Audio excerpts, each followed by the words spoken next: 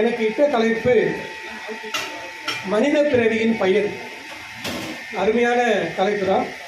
அப்படிப்பட்ட இந்த தலைப்பிலே உரையாற்றுவதற்கு எனக்கு வாய்ப்பளித்த இந்த பாரதிபுரம் சங்கத்திற்கும் என்னுடைய வணக்கத்தை நன்றியும் தெரிவித்துக் கொள்கின்றேன். நான் ஒரு பர்சனாலிட்டி டெவலப்மெண்ட் அப்படின்ற ஒரு ட்ரைனிங் கிளாஸை அட்டன் பண்ணேன்.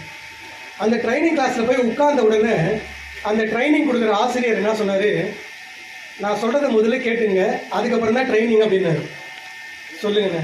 இப்போது அவர் டம்ளர் தான் ஆரம்பித்தார், நம்ம ராமலிங்கையா போயிட்டாரு. இப்போ நானும் அதே டம்ளரில் ஆரம்பிச்சிட்டேன். இப்போது இந்த டம்ளர் நிறைய தண்ணி இருந்தால் தண்ணி ஊற்ற முடியுமா? ஊற்ற முடியாது. அப்போ தண்ணி ஊற்றணும்னா என்ன பண்ணணும்? டம்ளர் காலியாக இருக்கணும்.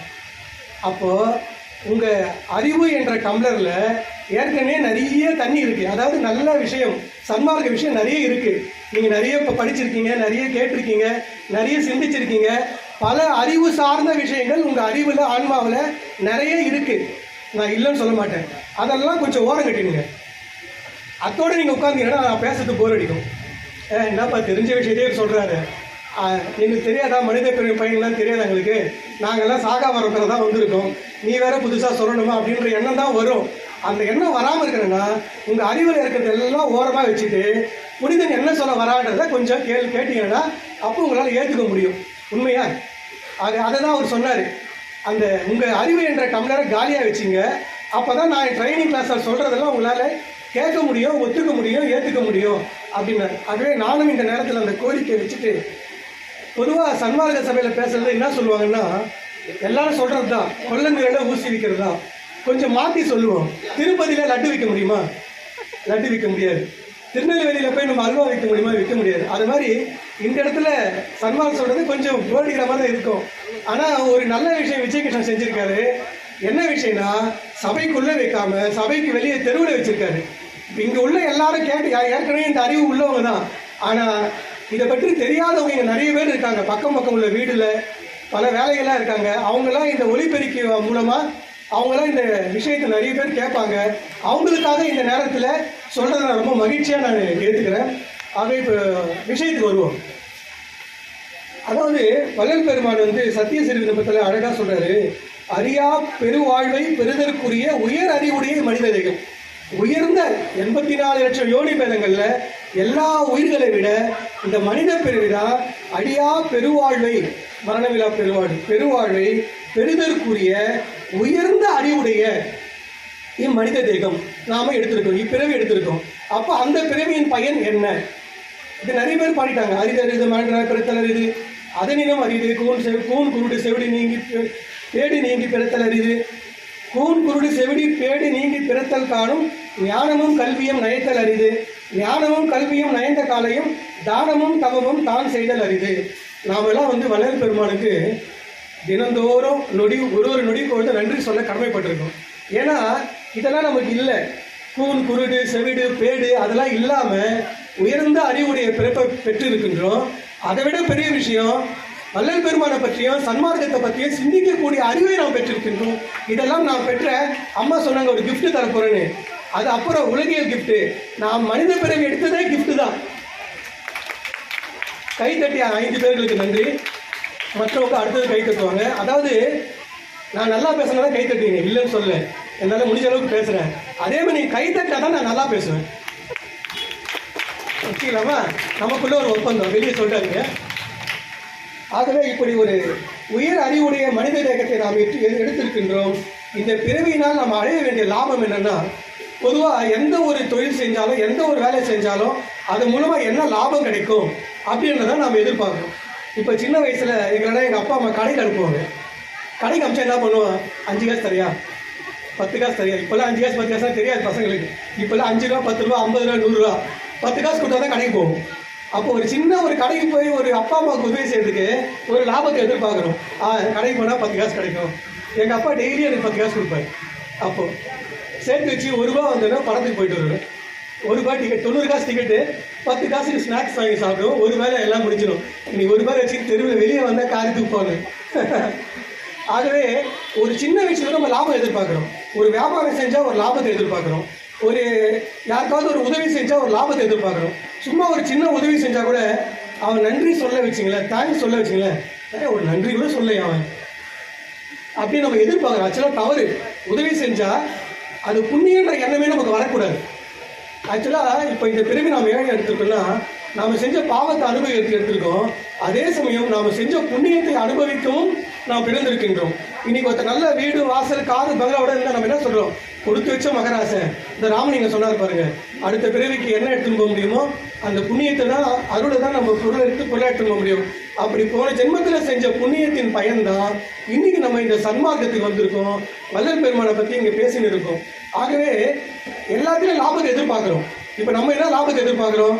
இறையர்களை பெற வேண்டும், சாகா கல்வியை அறிய வேண்டும், மரணமில்லா பறவை பெரிய வேண்டும் என்ற அந்த லாபத்தை நோக்கி நம்ம வாழ்க்கையை நம்ம நடத்திட்டு இருக்கோம். ஆகவே இந்த நாம் அடைய வேண்டிய மிகப்பெரிய லாபம் ஆன்ம லாபம் தான்.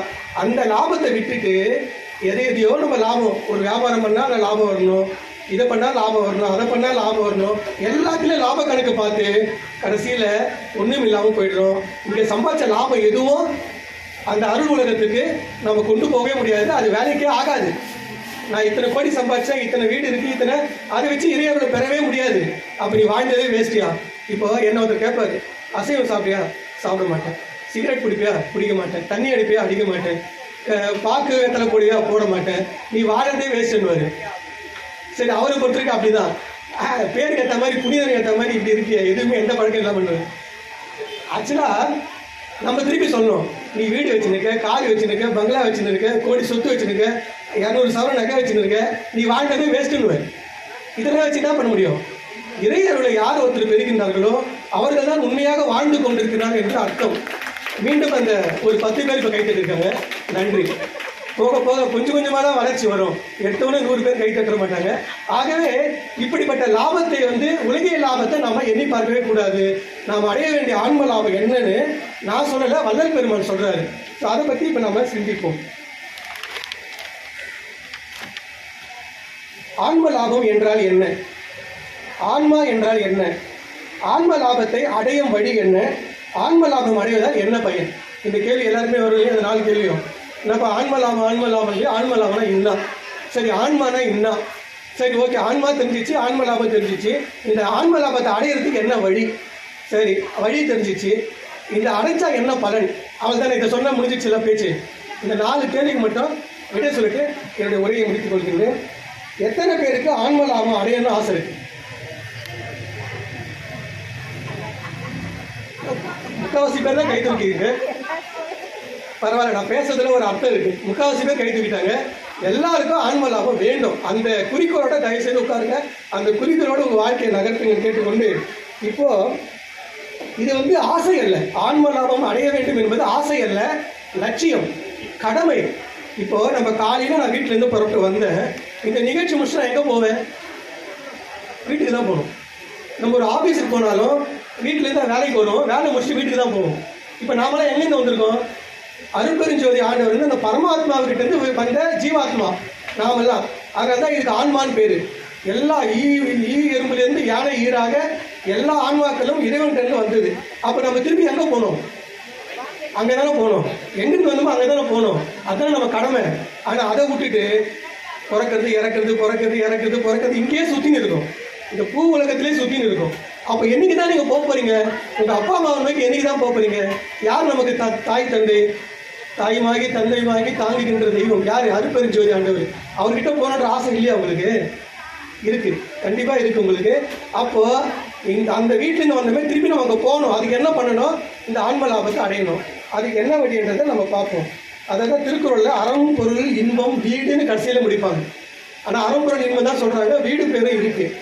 அறவழியில் பொருள் ஈட்டி இன்பம் துய்த்து வீடு பேரு அடைய வேண்டும் வள்ளுவர் சொல்றாரு. இப்போ ஆன்ம லாபம் என்றால் என்னன்னு பார்ப்போம்.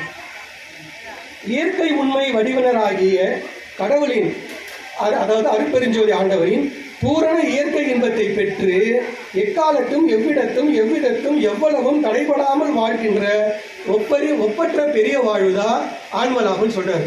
அப்போ ஒப்பற்ற பெரிய வாழ்வுதான் ஆன்மலாபம் நம்மளுக்கு புரிஞ்சு போச்சு. இது யாரு கொடுக்குறாங்கன்னா, எவ்விடத்தும் எக்காலத்தும் எவ்வளவும் தடைபடாமல் இந்த ஒப்பற்ற பெரிய வாழ்வை நமக்கு தருவது யாருன்னா அருட்பெருஞ்சோதி ஆண்டவர். பூரண இயற்கை இன்பத்தை பெற வேண்டும். அப்போ பூரண இயற்கை இயற்கை உண்மை வடிவினர். அவருக்கு அருட்பெருஞ்சோதி ஆண்டவருக்கு என்ன வளர்ந்து அப்படி சொல்றேன்னா, இயற்கை உண்மை வடிவினர் அப்படின்றாரு. அப்போ மற்றவங்களா செயற்கை வடிவினர். இப்போ நாம் வணங்குற கோயிலில் வணங்குற சிற்பங்கள் எல்லாம் நாம் செயற்கையாக உருவாக்கி ஒரு தத்துவத்துக்கு ஒரு உருவத்தை கொடுத்து நாமெல்லாம் உருவாக்கி வச்சிருக்கின்ற உருவகம் தான் கோயிலில் இருக்கிறது. அப்போ இயற்கையான கடவுள் யாருன்னா அருட்பெருஞ்சோதி ஆண்டவர். அவர் தானாக வந்த ஜோதி.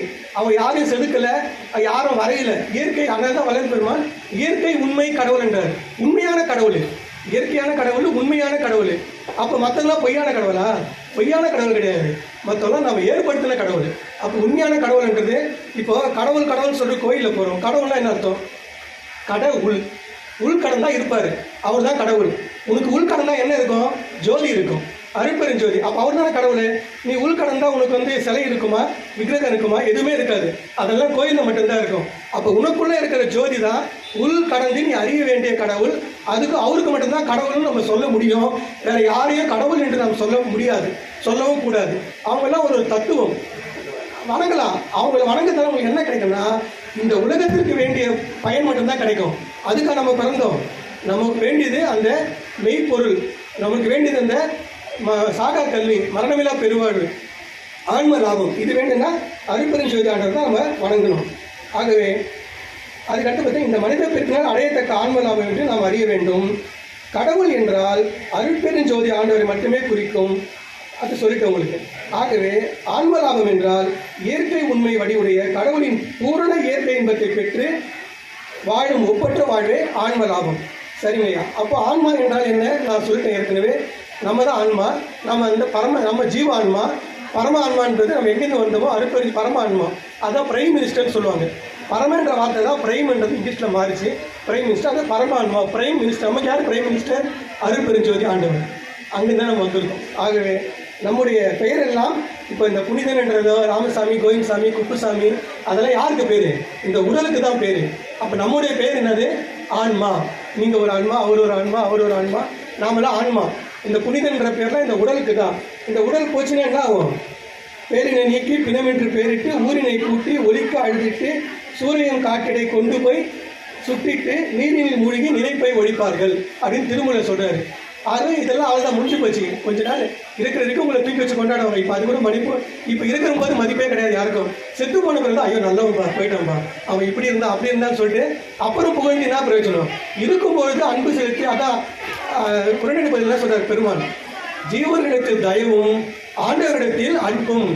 ஆண்டவர்கிட்ட அன்பு காட்டுங்க, ஜீவர்கிட்ட தயவு காட்டுங்க. இங்க அன்பு காட்டினீங்கன்னா நீங்க உங்க கதை முடிஞ்சு போச்சுன்னு அர்த்தம். அன்பு காட்டி அவங்க அன்பு காட்டி அன்பு அன்பு மயங்கி இங்கே எழுந்துருவீங்க. இறக்கத்தை மட்டும் காட்டுங்க, யார் மேலேயும் அன்பு வைக்காதீங்க, யார் மேலேயும் பாசம் வச்சு மோசம் போகாதீங்க. எல்லார்கிட்டும் இறக்கத்தை மட்டும் காட்டுங்க. எங்க அன்பு காட்டணும்? நம்முடைய உண்மையான அப்பா அம்மா கிட்ட தான் நம்ம அன்பு காட்டணும். நம்ம அதை விட்டுட்டு அப்பா அம்மா கிட்ட, பசங்க கிட்ட, பேரம்பேத்தி கிட்ட எல்லார்கிட்டும் அன்பை காட்டி பாசத்தை காட்டி கடைசியில் நாசமாக போயிடுறோம். அப்படின்னா அது நமக்கு தான் பிரச்சனையாக முடியுது. அவங்க மதிக்கலைன்னா நான் உன்னை இப்படி வளர்த்தேன் அப்படி வளர்த்தேன், என்ன மதிக்கலை. நான் அவங்ககிட்ட அன்பு காட்டினேன். இப்போ ஒரு ட்ரெயினில் வரும்போது ஒருத்தர் மலேசியாவில், அவர் துபாயில் அவங்க பையன் இருக்காரு. அவங்க அப்பா அம்மா இங்கே இருக்காங்க. ஒரே பையன் தான், படிக்க வச்சு துபாய்க்கு வேலைக்கு அனுப்பிச்சிட்டாரு. அந்த பையன் அங்கேருந்து என்ன பண்ணுறான், மாதம் 10,000 ரூபா அனுப்புகிறான் அப்பா அம்மாவுக்காக. அப்போ கொஞ்ச நாள் கழிச்சு, கல்யாணம் ஆகி கொஞ்ச நாள் கழிச்சு, அவங்க பையனோட மனைவி வந்து முழுகாமல் இருக்காங்க, குழந்தை பிறக்க போகுது. உடனே பையனுக்கு அம்மா சென்னையிலேருந்து என்ன பண்ணுறாங்க, துபாய்க்கு போகிறாங்க மருமகளை கிட்ட இருந்து பார்த்துக்கிறதுக்கு. அப்போ என்ன பண்ணுறான், அந்த பையன் 5,000 ரூபா அனுப்புகிறான். அவங்க அப்பா ஃபோன் பண்ணி கேட்குறாரு, இது உண்மையாக நடந்த கதை, என்னடா 10,000 ரூபா சேர்ந்து 5,000 ரூபா அனுப்புறேன்னா, அப்போ அம்மா தான் இங்கே வந்துட்டாங்கல்ல, அம்மாவுக்கு 5,000, அப்பாவுக்கு 5,000, 10,000 மாதம் மாதம் அனுப்பிச்சேன். இப்போ அம்மா என்கிட்ட வந்துட்டாங்க, நீ ஒரு ஆள் தானே உனக்கு 5,000 10,000 கேட்குறான். 300 நாள் ஒரு நாள் எக்ஸ்ட்ரா இருந்தால் தாய் நான் பிடிங்க போட்டுடுறான். ஆகவே அப்படி பெத்த மனம் பித்து பிள்ளை மனம் கல்லுன்ற மாதிரி அம்மா வந்துட்டாங்கன்னா 5,000 அனுப்புறாங்களா, அப்படிப்பட்ட காலம். அவர் என்கிட்ட வந்து சொல்லி வருத்தப்பட்டு அழுகுறாரு. எதுக்கு இதை சொல்கிறேன்னா, நம்ம பாசம் வச்சு வளர்த்ததால் தான் நம்ம அவன் மோசம் பண்ணும்போது நம்ம அழறோம். ஸோ எதுவுமே எதிர்பார்க்காதீங்க, புள்ளன்றதே மறந்துடுங்க. ஆனால் கடமையை மட்டும் செய்யுங்க. உங்கள் பிள்ளைக்கு செய்ய வேண்டிய கடமை செய்யுங்க, மனைவிக்கு செய்ய வேண்டிய கடமை செய்யுங்க, கணவனுக்கு செய்ய வேண்டிய கடமை செய்யுங்க. எல்லாருக்கும் செய்ய வேண்டிய கடமை நம்ம செஞ்சு தான் ஆகணும். உபகார கருவிகள். வள்ளல் பெருமான் சொல்றாரு, தாய் தந்தைலாம் யாரு? உபகார கருவிகள்.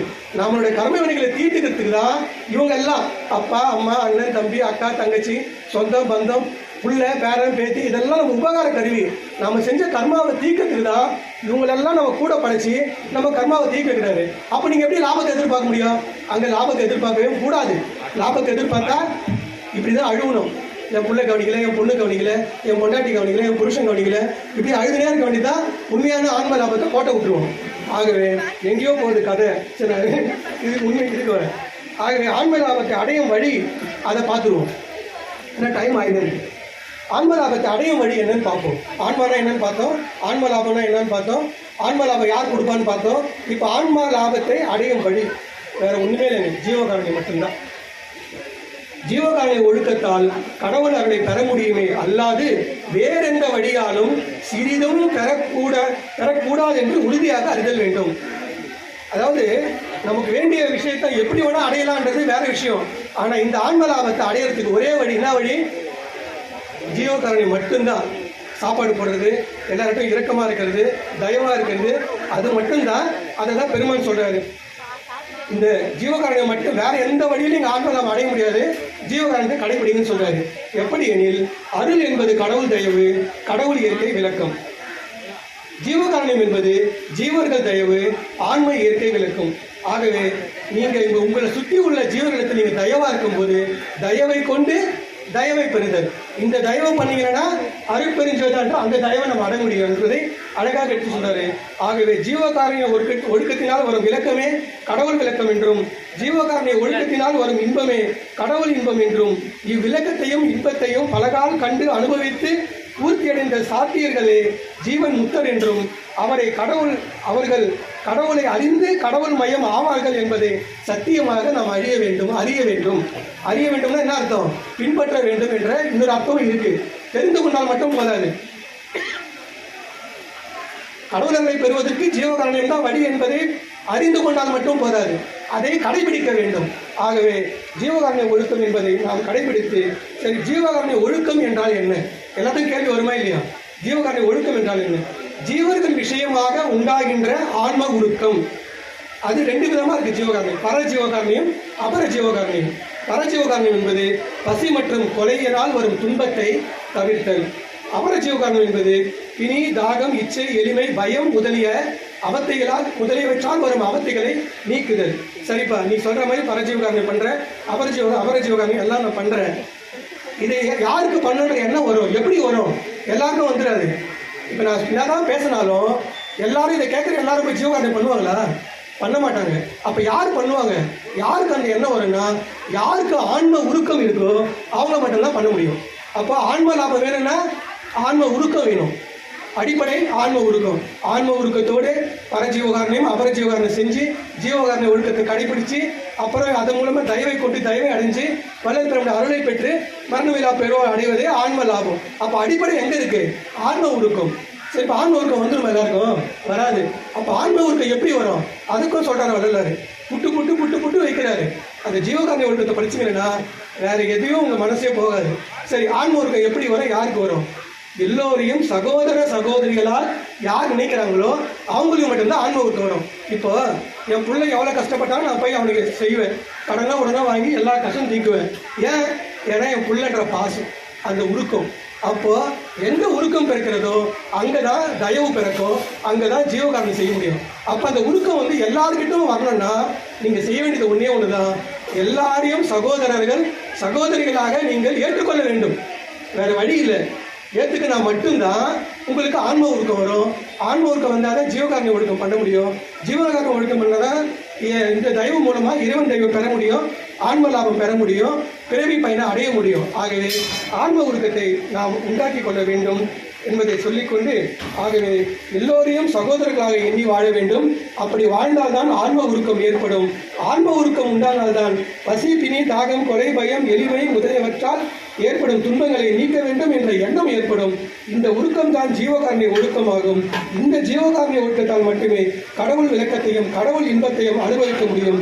இந்த விளக்கத்தை கொண்டு கடவுள் இயற்கை விளக்கத்தையும், இந்த தயவை கொண்டு கடவுள் அருள் என்ற தயவையும் நாம் பெற முடியும். இந்த அருளை கொண்டு ஆன்ம லாபத்தை அடைய முடியும். அந்த ஆன்ம லாபமே மனித பிறவின் பயனாக அமையும். அதையே நாம் லட்சியமாக கொண்டு வாழ வேண்டும். ஆகவே ஜீவகாருண்யம் பிளஸ் தயவு ஈக்குவல் டு என்னது? லாபம். என்ன லாபம்? ஆன்ம லாபம், இறை அருள். ஆகவே நம்ம கிட்ட இருக்கிற வேண்டிய ரெண்டு விஷயத்தை கண்ணா நம்ம என்ன கேட்டுக்கொள்ள வேண்டும் என்றால், ஜீவகாருண்யத்தையும் தயவையும் இரண்டு கண்களாக நாம் போற்றி வாழ்ந்தால் மட்டுமே இறை அருளை பெற முடியும். ஆகவே அது மட்டும் இல்லாமல் இது புற ஒழுக்கம். அக ஒழுக்கம் என்பது இந்திரிய ஒழுக்கம், கரண ஒழுக்கம், ஜீவ ஒழுக்கம், ஆன்ம ஒழுக்கம் என்ற 4 விஷயங்களை வள்ளல் பெருமான் சொல்லியிருக்கின்றார். அப்போ அதையும் கடைபிடிச்சாகணும். நான் சோறு மட்டும்தான் போடுவேன், ஒழுக்கமாக இருக்க மாட்டேன்னா எப்படி கொடுப்பாரு? ஒழுக்கமாகவும் இருக்கணும், இரக்கமாகவும் இருக்கணும், ரெண்டும் வேண்டும். அதாவது பக்தி என்றால் பூஜை செய்வது, ஓமம் வளர்த்துவது, யாகம் வளர்த்துவது, வேல் குத்துவது, தீச்சட்டி தூக்குவது, அபிஷேகம் பண்ணுவது, கோயில் கட்டுவது, அப்படி போயிட்டு இருக்கு.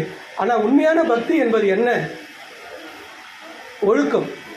சன்மார்க்கத்தில் வந்தால் ஒழுக்கம்தான் பக்தி. ஒழுக்கம் நடந்தால் தான் இறைவன் அடைய முடியும். அதனால தான் சன்மார்க்கம் என்பதற்கு இன்னொரு பெயர் தான் ஒழுக்கம். அதனால தான் இப்போ ஜீவகாரணத்தை ஒழுக்கம் என்று பெருமான் ஜீவகாரணிய ஒழுக்கம் என்று சொல்கின்றார். இந்திரிய ஒழுக்கம், கரண ஒழுக்கம், ஜீவ ஒழுக்கம், ஆன்ம ஒழுக்கம், இப்படி பல ஒழுக்கங்களை சொல்கின்றார்கள். அது மட்டுமின்றி எல்லாரும் நம்ம அகவல் படிக்கிறோம். இன்னைக்கு பெருமான் அகவல் இயற்றிய நாள். இந்த அகவல் இயற்றிய நாளில் இப்போ ஆன்ம லாபத்தை பற்றி நான் சொல்லிட்டேன், எல்லாத்தையும் சொல்லிட்டு உங்களுக்கு புரிஞ்சிருக்கோம். இன்றைக்கி அகவல் நாள் என்பதால் அகவலை பற்றி சில தகவல்களை உங்களிடம் பரிமாறிக்கொண்டு என்னுடைய உரையை நிறைவு செய்து கொள்கின்றேன். நேரம் இருக்குன்னு நினைக்கிறேன். இருக்காம்மா? இன்னும் 5 minutes இருக்குது. அம்மா சொல்லிட்டாங்க, அம்மா சொல்ல மீறக்கூடாது. ஆகவே இந்த அகவல் தரும் தகவல்களை நேற்று இரவு தொகுத்து வச்சேன். மணி 12:30 மணி ஆயிடுச்சு. இந்த இதுவும் எழுதிட்டு அகவல் தகவலையும் தொகுத்தேன். அதாவது அருட்பெருஞ்சோதி திரு அகவல் என்பது 1872 18/4/1872 எழுதுறாரு. பெருமான் எப்போ சித்தி பெறாரு? 1874. அப்போது 2 ஆண்டுகளுக்கு முன்னாடியே அகவலில் சாகாவரத்தை நான் பெற்றுவிட்டேன் என்பதை அகவலில் பல இடத்துல சொல்கிறார் பெருமான். உங்கள் எல்லாரும் படிச்சிருப்பீங்க அகவலில். அப்போ முன்னாடியே பெருமானுக்கு தெரிஞ்சிச்சு. அது ஒரு மிகப்பெரிய அற்புதம் இந்த அகவலில். அகவல் என்பதற்கு அழைத்தல் என்பது பொருள், கூப்பிடுதல். அதாவது அகவலோட தத்துவம் என்னன்னு பார்த்தீங்கன்னா, இப்போ ஒரு காக்கா கத்துனா என்ன சொல்லுவோம்? காகம் கரையுது சொல்லுவோம். ஒரு குயில் கத்துனா குயில் கூவுது சொல்லுவோம். ஆனால் மயில் கத்துது பாருங்க, அதுக்கு பேர் அகவுதல் என்று பேர். மயில் கத்துனா மயில் அகவுது, போய் பாருங்க அப்படின்வாங்க. அப்போது வள்ளல் பெருமான் தன்னை பெண் மயிலாகவும் அருட்பெருஞ்சோதி ஆண்டவரை ஆண் மயிலாகவும் பாவித்து அகவுகின்றார், கூப்பிடுகின்றார். நான் உன்னோடு கலக்க வேண்டும் என்று அகவது தான் இந்த அகவல். அகவல் என்பது முழுக்க அனுபவ மாலை என்று சொன்னால் வேறு பொருள் கிடையாது. அவர் இறைவனோடு கலந்து பெற்ற அனுபவத்தை, இறைவன் என்னென்னலாம் பெற்றாரோ அதெல்லாம் அனுபவமாக இங்கே கொடுக்குறாரு. அதுதான் அகவல், வேற ஒன்றும் கிடையாது. அகவலை படிக்கும்போது வள்ளல் பெருமானுக்கும் இறைவனுக்கும் இடையே ஏற்பட்ட அனுபவத்தை நாம் முழுமையாக புரிந்து கொள்ள முடியும். அகவல் 6 திருமுறைக்கு சாரம். நீங்கள் 6 திருமுறையை படித்தா உங்களுக்கு என்ன அனுபவம் கிடைக்குமோ அந்த அனுபவம் திரு அகவலில் கண்டிப்பாக உங்களுக்கு கிடைக்கும். அதனால்தான் அகவல் மணி மகுடமாக விளங்குகின்றது. ஆகவே இந்த அகவலை பார்த்தீங்கன்னா 8:2 எல்லாருக்கும் தெரியும். 8னா அகரம், 2னா உகரம். அகரம் உகரமும் என்னன்னு பார்த்தீங்கன்னா பிரணவத்தின் உறுப்புகள். அகர உகர மகரம் என்பது பிரணவம். ஆ உ மா அகும்னு வரும், அதெல்லாம் ஓம்னு சொல்கிறோம். அப்போ அகரமும் உகரமும் பிரணவத்தின் உறுப்புகள். அகரமாகிய 8ஐயும் உகரமாகிய 2ஐயும் கூட்டினா என்ன வருது? 10. அப்போ 10 என்பது அருட்பெருஞ்சோதி ஆண்டவரை குறிக்கும். அதே சமயம் ஆன்மாவையும் குறிக்கும் 10 என்பது. அவர் வேற நம்ம வேற இல்லை இல்லையா? அப்போ 2 ஒன்று தானே, கரெக்டு தான்.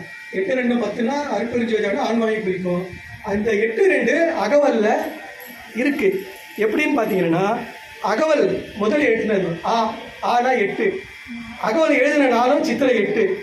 சரிங்களா? அப்போது 2 என்னதுன்னு பார்த்தீங்கன்னா, தமிழ் இலக்கணத்தில் நிறைய பாடல் வகைகள் இருக்குது. அதாவது விருத்தம், கலிவெண்பா, வெண்பா, வஞ்சிப்பா, குரல் வெண்பா, இப்படி நிறைய. பெருமான் 6000 பாட்டில் பெரும்பாலும் விருத்தங்கள் தான் எழுதியிருக்காரு. விருத்தி அப்படின்னா 8 சீர் இருக்கும். அடுத்த வரைக்கும் வேற வரும், 8 சீர் வரும். இந்த அகவலில் மட்டும் பார்த்தீங்கன்னா 2 அடிக்கும் ஒரு கண்ணின்னு பேர். மொத்தம் வந்து 1596 வரி. அதை 2ஆக நீங்கள் வகுத்தீங்கன்னா 453, சாரி பண்ணிக்கோங்க, 2ஆக வகுத்தீங்கன்னா உங்களுக்கு பாருங்கள் எவ்வளோ வந்து பாருங்கள், 1596 2ஆக வகுத்தா 798 வரும். அப்போ 798 கன்னிகள் இருக்கு. ஒரு 2 வரி என்றது ஒரு கன்னி. ஆகம முடிமேல் ஆரண முடிமேல் ஆகரின் ரோங்கி அருட்பெருஞ்சோதி. அந்த 2 வரி எப்படி இருக்கும் பார்த்தீங்கன்னா, முதல் வரியில முதல் எழுத்துல 2ஆம் எழுத்து என்ன வருது, ஆகம கா வருதா. அடுத்த வரியிலையும் ஆகம முடிமேல் ஆரண முடிமேல் ஆகனின் ரோங்கிய ஆகனின் ரோங்கிய அதுவே காதா வரும். நீங்க அகவலை ஃபுல்லா பாருங்க, ஒரு 2 வரைக்கும் 2ஆவது எழுத்து ஒரே மாதிரி தான் இருக்கும். அதுக்கு பேர் எதுகைன்னு பேர். கவிதையில் எதுகை முனையை நம்ம கேள்விப்பட்டிருப்போம். 2ஆம் எழுத்து ஒன்றி வருவது எதுகை. ஆகிய வல்ல இது உள்ள இலக்கணம் பார்த்தீங்கன்னா ஒரு 2 வரிக்கும் ஒரு எதுகை இருக்கணும். அது ஒரு கண்ணின்னு சொல்லுவோம். அப்படி பார்த்தீங்கன்னா அந்த 2 வரி தான் அகவல். அந்த 2ன்றது உகரம். அப்போ 8ன்றது அகரம், அகவல். சித்திரை 8ல் 8 2 10 ஆயிடுச்சுங்களா. ஆக இப்படி பல அற்புதங்கள் நிறைந்ததுதான் நம்முடைய அகவல். இதை பற்றி சிந்திக்க சிந்திக்க சிந்திக்க நிறைய தகவல் பெருமாள் உணர்த்திக்கிட்டே இருக்காரு. ஆமாம், அதாவது நம்ம ஆயுசே பத்தாது, அப்படி அந்த அளவுக்கு பெருமாள் சொல்கின்றார். ஆகவே இந்த அகவலை நாம் உணர்ந்து ஓத வேண்டும். அதே சமயம் வள்ளல் பெருமான் இந்த ஆன்ம லாபத்திற்காக சொன்ன இந்த ஆன்ம உருக்கம் முதல் கொண்டு தயவு, ஜீவகாரணியம் ஆகியவற்றை நாம் இந்த நம்மை சுற்றியுள்ள ஜீவர்களிடத்தை நாம் காட்டி இந்த தயவால் அந்த அருள் தயவை பெற்று ஆன்ம லாபம் அடைவதே இந்த பிறவியின் பயன் என்பதை சொல்லி வாய்ப்புக்கு நன்றி கூறி அமைகின்றேன். நன்றி, வணக்கம். அருட்பெருஞ்சோதி, அருட்பெருஞ்சோதி, தனிப்பெருங்கருணை, அருட்பெருஞ்சோதி.